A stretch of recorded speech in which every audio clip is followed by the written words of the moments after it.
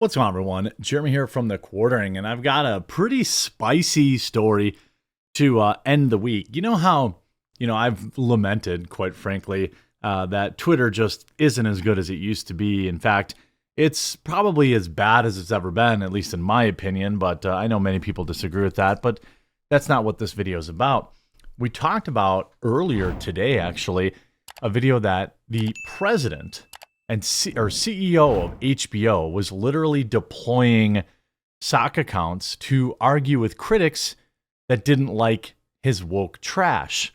Well, on the heels of that story, we have a new report that Disney apparently, allegedly, did the same thing, deploying entire armies of bots to promote their woke trash and apparently to dogpile on anybody that they didn't like or that they might have disagreed with. But frankly, this is an insane story. Now, we talked about that yesterday. Now, we also talked about the story that there is a nuclear bomb full of emails and notes detailing Kathleen Kennedy's and Lucasfilm's story group's disgusting behavior to be released. Now, it seems like Gina's on a bit of a heater here, dropping spicy new information every other day.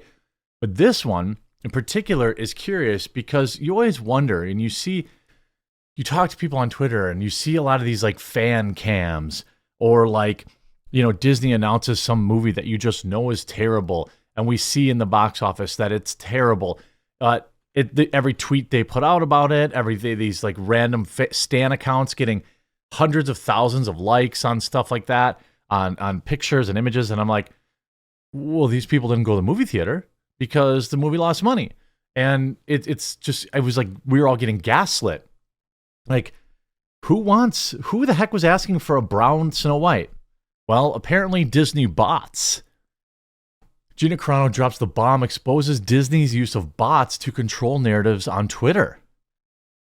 Since the South Park episode going after Kathleen Kennedy and Star Wars aired, former Star Wars actress Gina Carano is going on the offensive against the company, using her behind-the-scenes knowledge to offer tidbits of knowledge she can.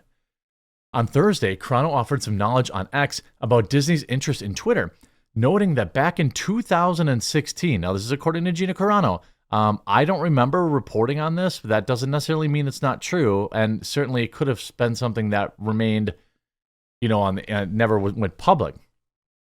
That Bob Iger was, quote, inches away from buying Twitter. Inches away.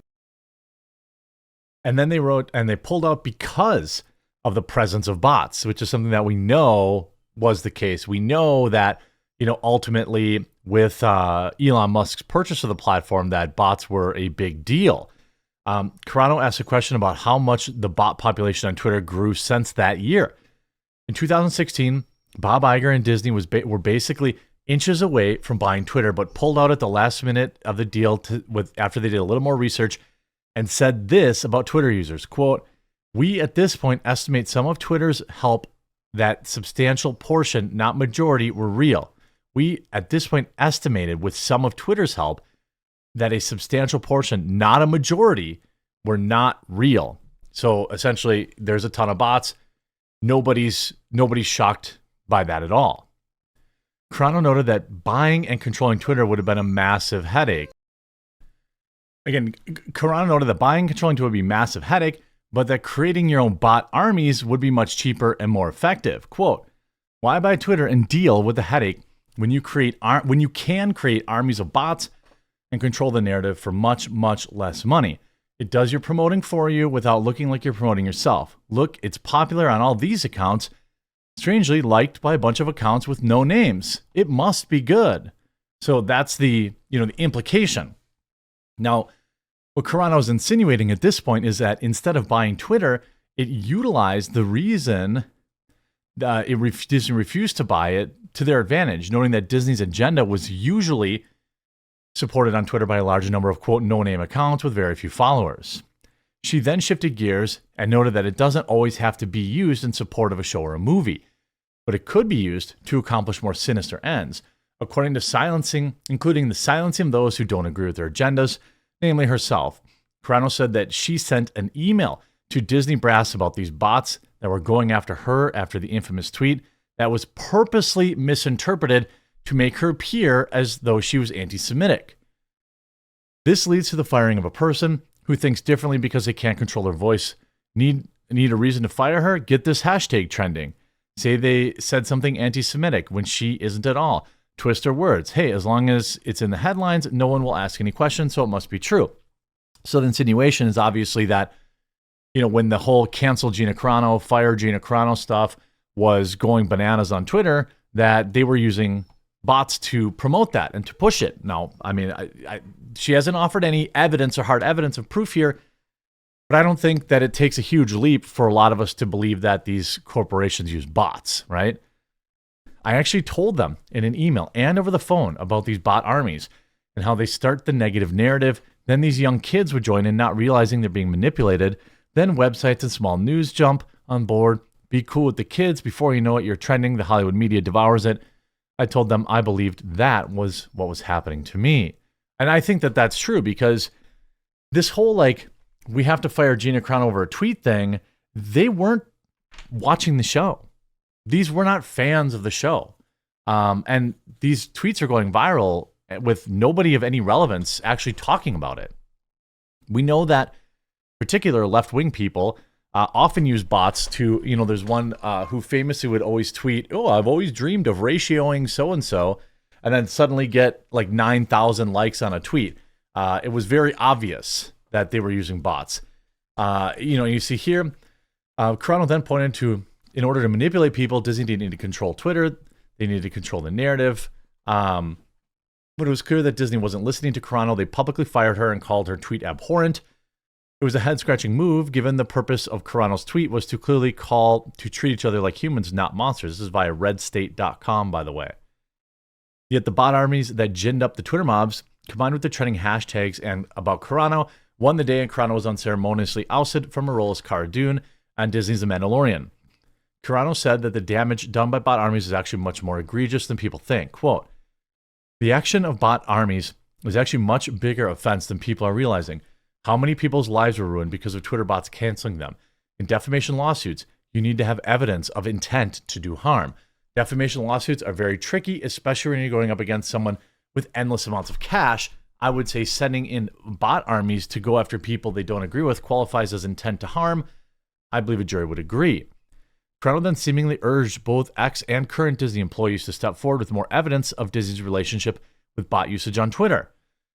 Writing, quote, do you think this behavior of creating bots was exclusive to HBO Cinemax or HBO Max, or that maybe other major studios do this as well? In 2016, they talked about the Bob Iger thing. While Carano's testimony makes a lot of sense, and many Twitter users have likely noticed the unrelenting surge of no-name bots making a bulk of many Twitter mobs, more hard evidence is, of course, needed to tie Disney to using so many bots to accomplish their ends. With Twitter now under control of Elon Musk, the bot armies have indeed receded, and it's become much harder for entities to push their agendas. I actually totally disagree with that. Bots are worse than ever on Twitter. I'm very close to only allowing people who have a check mark to reply to my tweets because it's first of all, nobody sees my tweets. I'll get 10 replies, and 3 of them are some crypto scam, and 2 of them are people selling pictures of their beehole. So I mean, it's interesting. Now, Carano likely isn't done either. As time goes on, she'll probably be more exposing more of Disney's dirty little secrets. Well, it's interesting to me. These bot armies. The report on HBO wasn't necessarily about a bot army. It was more about actually the patheticness of a CEO that literally was, creating sock accounts so they could argue with critics that didn't like their content. Do I think that Twitter, or do I think that Disney uses bots? 1,000%. Do I think you're ever going to tie it to them? Nope. I think the way that this works, based on my background in marketing, a lot of people didn't know this, but I ran a search marketing and internet, search engine optimization, PPC ads agency for 10 plus years. There's probably some marketing firm called XYZ Boost 'em Up, and it's located in Dubai, India, or somewhere in Pakistan or whatever. It's located somewhere over in the sand. And then Disney knows exactly what they do to boost engagement. They know exactly what they do to boost engagement. Nobody says it. Nobody asks for it. There's coded language like, oh, we really need to promote this tweet. Here's a tweet we really need promoted. And we saw that with Mario Nawfal. And by the way, Elon Musk did absolutely nothing in the face of obvious red-handed evidence that he was using bots to push his Twitter spaces up, and Elon did nothing about it. Side note. But anyway, I am 100% sure that they use bots to promote tweets, to get things trending. I think you'd be a moron to think that they didn't. And also, by the way, it would be foolish of them not to, because it's such an easy tool to manipulate people. I mean, you can go ahead and push whatever narrative you want. You could push anything. You can, again, create a reason to fire somebody who's a problem. You can make a small story seem huge, all this stuff. So it's going to be interesting. It's going to be very interesting to see if this continues to spiral for Disney and Hollywood because, well, I'm right here for it. I hope you enjoyed this video. If you did, make sure to leave a like on it. If you haven't yet, please do subscribe or follow down below. We'll talk to you again real soon.